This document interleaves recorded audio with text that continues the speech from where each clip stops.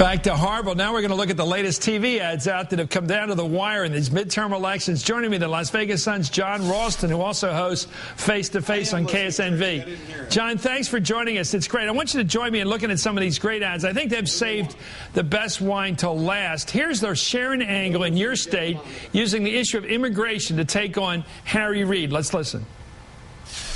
I'm Sharon Angle, and I approve this message. Waves of illegal aliens streaming across our border, joining violent gangs, forcing families to live in fear. And what's Harry Reid doing about it? Voting to give illegal aliens Social Security benefits, tax breaks, and college tuition. Voting against declaring English our national language twice. And even siding with Obama and the President of Mexico to block Arizona's tough new immigration law. Harry Reid, it's clear whose side he's on, and it's not yours. Well, I think that's aimed at Anglos, right? Just guessing, John. What do you think? Well, I mean, Chris, she has been using this kind of stuff now for months, calling Harry Reid the illegal alien's best friend, and they've gotten more and more nasty. And some of the Hispanic community here is calling these ads racist. You know about the controversy with the last one where they had to pull it down because of that Getty image. David Vitter used it too. Listen, there are two groups out here now that are being affected by this. Hispanics, who Harry Reid hopes to drive to the polls now by using these kinds of ads against her, and independents. And listen, Chris, this is probably helping her with independents. There's still a lot of people left to vote here. Early voting has started, but this is a wedge issue with independents, and this whole us versus them it really affects them, I think.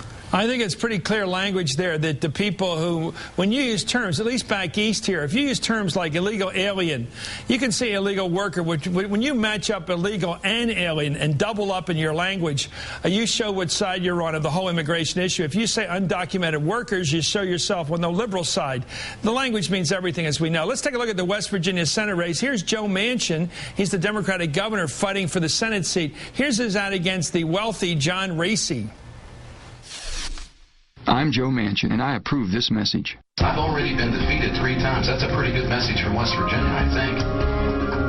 But I'm going to tell you this. I don't agree with minimum wage. I'm in the business of not providing jobs. I'm in the business of making money. We don't need the Department of Education. We need 1,000 laser systems put in the sky, and we need it right now. John Racy's ideas are crazy. Why am I running? Do I need this? You know, of all the things I think the voters want, I can't think of strategic defense and putting lasers in the sky right now as one of their primary goals. And by the way, aren't you at least supposed to give lip service to the idea that capitalism creates jobs?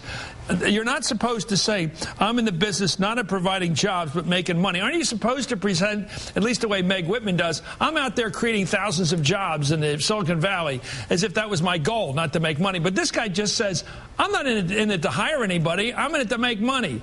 It doesn't seem like that's a campaign plea. Well, what's interesting about that, though, Chris, is the use of the word crazy, which you know is going on in a lot of these races. It's certainly happening here, too, where these Democrats, a lot of Democrats at least, don't want to run on their records, and a lot of them are running away from the president now. And so the only way they can win is to call their opponents crazy. And guess what? Some of them are.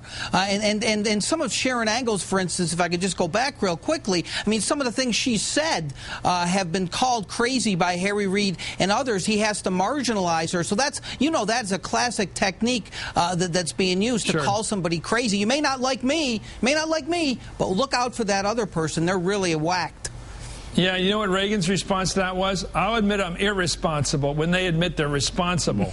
Which I thought that was one of the great comebacks from the right. I don't think it'll work with somebody. It might work with her, though. Here's with your candidate out there and on the Republican side. Let's take a look at Jerry Brown. Jerry Brown, people are raving about this ad because it apparently is one of those brilliant ads that knocks the block off the other side. Let's listen to Jerry Brown's closer. You know, 30 years ago, anything was possible in this state.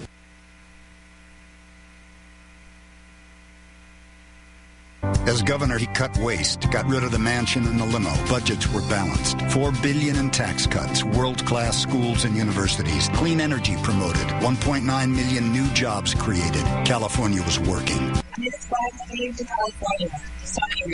Jerry Brown, the knowledge and know-how to get California working again. I don't know what that last part was, but 30 years ago, anything was possible in this state. And whoever wrote that ad for poor Meg Whitman, she's not poor, but poor in this case, didn't remember that Jerry Brown was governor 30 years ago. How do you make these? Doesn't anybody have a fact checker with these people? Now, that would seem to be a basic thing, too. You know, the good old days of Jerry Brown. I mean, that is really a huge mistake. And, of course, you know, he's been winning there anyhow, Chris. But to make a mistake like that, and this is another thing that's happening a lot, I think you've noticed it, too, is being able to pull out someone's own words and then use them against them in an ad to really make a strong comeback. And I think that's what Jerry Brown's done there. Yeah, I like the way he took Meg Whitman's lines and showed that they were basically lip-syncing what Arnold Schwarzenegger had said for years. I mean, all the same lines. Let's take a look, again, using tape. I think videotape does make the point. Let's go to the Illinois governor's race. Now, Pat Quinn is not doing well out there. He's the guy who succeeded to the office when Blagojevich left. Not exactly a great position to be in. And he's looking kind of weak now. And here's one of those ads I think you're talking about, those desperation ads where a Democratic incumbent has to, you know, throw the kitchen sink at the other person to have a chance. This is throwing cats and dogs at the opponent. Let's listen. Too busy watching Glee to keep up with the governor's race? Here's what you missed. February. The Republican Party is split. Bill Brady wins by just 193 votes. Close. First thing he did? Proposed a bill to kill cats and dogs in gas chambers. Why'd you do that? I've owned a pet all my life. Excuse me. Well, there you have it. Let me go to Jean Cummings. She's joined us late, but Jean's been following this campaign, and I've been reading her every day in Politico. Jean, thanks for joining us. We're talking about ads. John just mentioned that some of these Democrats can't defend their record, so they think of something really screwy that the challenger's done, like this. Apparently, this thing about how to dispose, if you will, of animals. I hate the whole discussion because I love animals, but what's this about? Is this going to have any impact? Are people going to believe that the front-running Republican candidate for governor is an enemy of animals?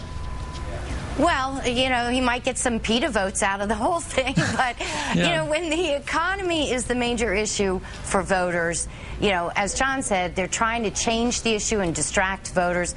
There are some issues that might be, or arguments might be compelling enough to distract voters for a bit, but I don't think animal treatment is going to be one of those. Yeah, I think, John, you're right. Why do you think that's a good leading indicator of somebody's failing when they go to the weird rather than the relevant?